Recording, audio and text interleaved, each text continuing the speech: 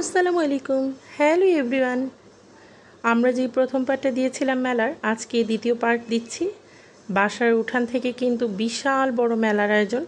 এটা কিন্তু ছোটোখাটো মেলা নয়, বিশাল এরিয়া নিয়ে মেলা।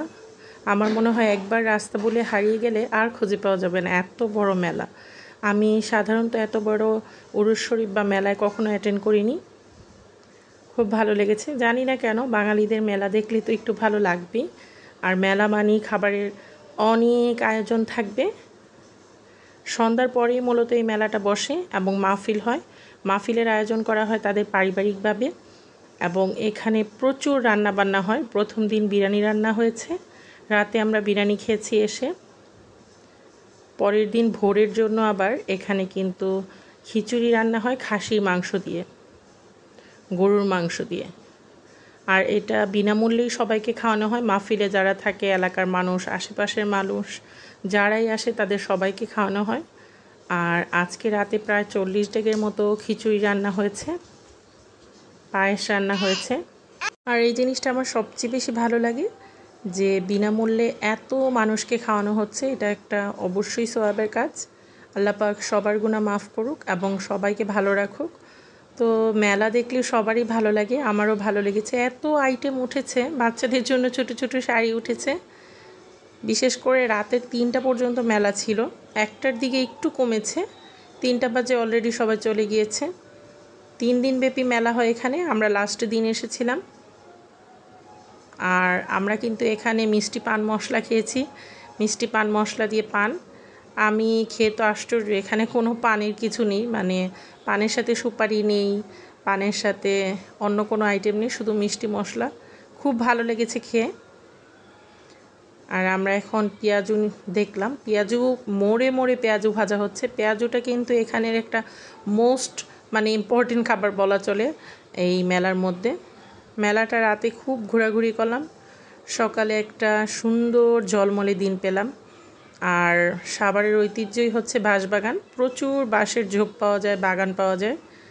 এটা আমার সবচেয়ে বেশি ভালো লেগেছে। এখন ওরকম নেই বললেই চলে, কারণ এখন প্রচুর লোকালয় বেড়ে গিয়েছে। আর খালা শাশুড়িদের বাসায় অনেক ছোট ছোট মরিচ গাছ আছে। আমার কিন্তু আগে এরকম মরিচ গাছ ছিল প্রচুর, এখন নেই। এরকম মরিচগুলো খেতে ভালোই লাগে, গ্রান ভালো। কালো মরিচটা সবচেয়ে বেশি সুন্দর, মাশাল্লাহ।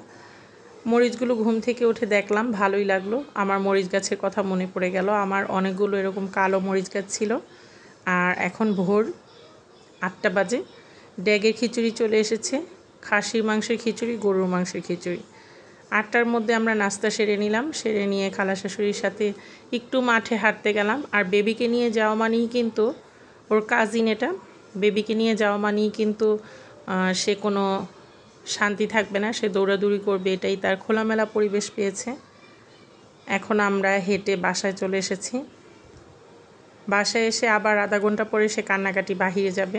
কিছুক্ষণ পরপরই বাহিরে যাবে, যেহেতু খোলামেলা পরিবেশ ছিল, বাহিরে যাওয়ার জন্য তো কান্না করবেই। বিশাল বড় একটা লটকা গাছ এখানে, ভালো লাগলো। বাসায় এসে ফ্রেশ হয়ে গোসল করে এখন আমরা ম্যাচিং ড্রেস পরেছি। আর এটা আমাদের একটা অনলাইন পেজ থেকে নিয়েছিলাম। ম্যাচিং ড্রেসটা পরলাম, সুতি, তবে এটা গরমের মধ্যে খুব ভালো, কমফোর্টেবল একটা ড্রেস, বাসায় পরার জন্য খুবই সুন্দর একটা ড্রেস। আমি পছন্দ করেছিলাম, নিলাম, ভালোই লাগছিল। এখন আমরা বসে বসে একটু টিভি দেখছিলাম বেবিকে নিয়ে।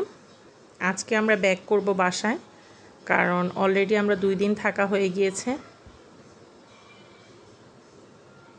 শাওয়ার নিয়ে একটু ফিটফাট হলাম, মাথা টাথা আঁচড়িয়ে নিলাম, কারণ খুব দৌড়াদৌড়ি করেছি বেবিকে নিয়ে বাহিরে। রাতে ছিলাম, রাতে মাহফিলে ছিল সবাই ছেলেরা। আর আমরা তো মেলায় প্রচুর ঘুরেছি, ঘোরার পরে বাসায় এসে আবার ঘুম কম হয়েছে, খুব টায়ার্ড। বাসায় ফেরার পথে একদম ক্লান্ত হয়ে গিয়েছিলাম। সবাইকে ডেলি ব্লগ দেখার জন্য অসংখ্য ধন্যবাদ। আল্লাহ হাফেজ।